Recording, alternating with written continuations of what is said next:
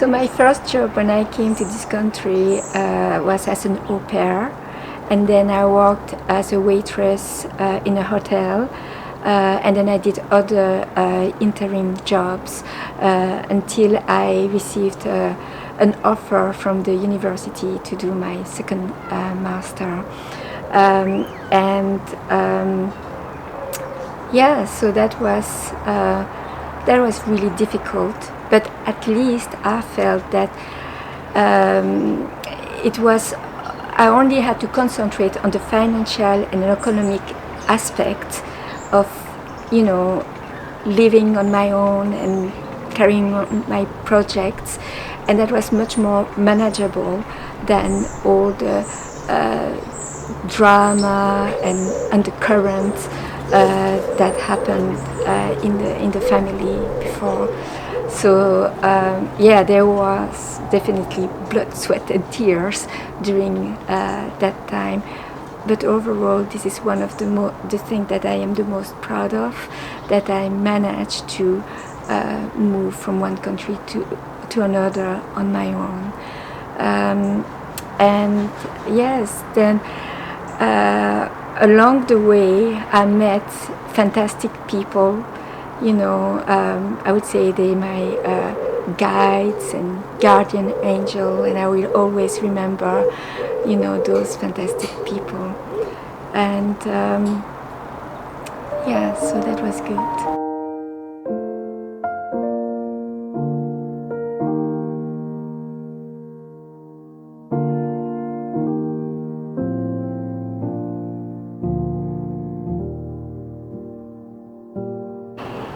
It was when I was at the university that I first met real Korean people. They were students and they were really welcoming, and I learned a lot from them. I learned to eat Korean food. I learned my first words in Korean. They taught me about the Korean mindset and bit of the culture, and they took me under their wings, and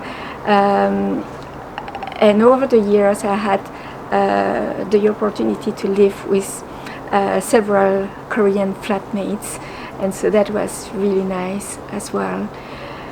And some of my Korean friends asked me if they could help me in my search for my birth family. And what I need to say as well is that the year before I left Belgium, I started to meet more and more Korean adoptees in Belgium, so maybe a handful, something like that. And one of them introduced me to the Korean Adoptee Association, and it was really strange for me for the first time to meet so many adoptees. And we went to a restaurant, and they were all Asian-looking people, and they could all speak fluent French or Flemish, which was quite surreal feeling actually. Tasting Korean food for the first time was a bit strange experience. I'm not sure if I really liked kimchi at first, but I really liked bulgogi. So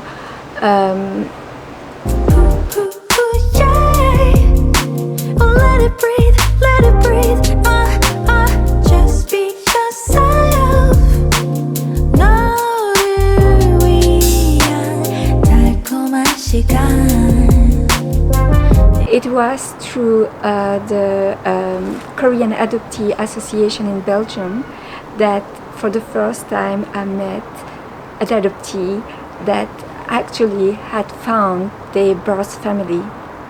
And to me that was a total foreign concept, because as I grew up I was told that I was a true orphan, that there were no living family members left. And so the best I could have hoped for was to find maybe a grave, and that was not necessarily something that I was looking forward to, or I don't know how I would have handled that. But meeting somebody who actually met their biological parents was like, wow, that is possible. Miracles are possible. It's just like planted a seed in my mind that that could be possible. And then from that day onward, I felt that maybe my biological family was still alive. So when I was at uni in the United Kingdom, and then when my Korean friends asked if they could help, then I say yes, and so I contacted the adoption agency on several occasions, sent a copy of my files, but there were no more information that could be found.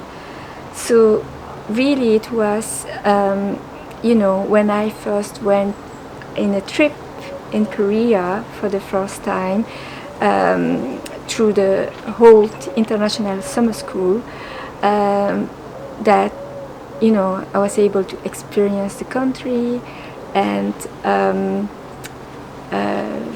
have a better understanding of Korea, about adoption, meeting other BritKADs, and quite significantly, it was on the day that we visited the DMZ, and the day that I saw North Korea for the first time from my own eyes.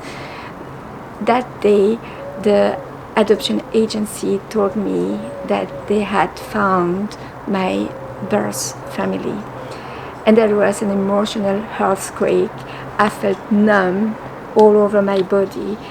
Actually, it's almost like when you go to the dentist and you have the injection and you feel like cotton wool in your mouth.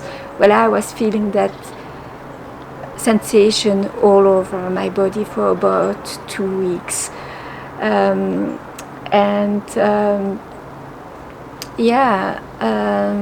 Amazing. So the adoption agency also found my Korean foster family, and I didn't even know I had a Korean foster family, but from the first moment I met them, I could feel that they still remembered me quite in details, and I could feel the love actually, and that was really heartwarming feeling. And we have had such a wonderful relationship ever since, and amongst all my families, they're the one I would say that are the nicest, and that is great. I did meet with my birth father and birth mother, and that was very, very, very emotional.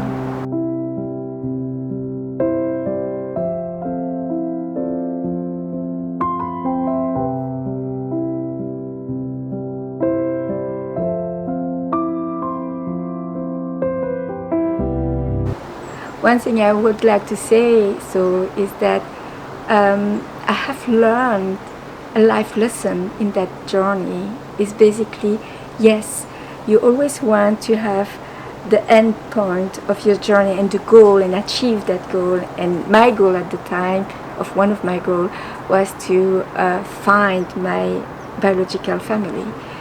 And when I found them, that was great, of course, that it answered some of the questions. Didn't answer all of them, but what I have learned is that in the process of trying to find them, I met so many wonderful people along the way, my Korean friends, my social worker, and other people who have been so supportive. And I would say those people are now more part of my life that I would say that my birth family. So sometimes, or often actually, it's not whether or not you reach the end result, but it's also the journey that matters a lot.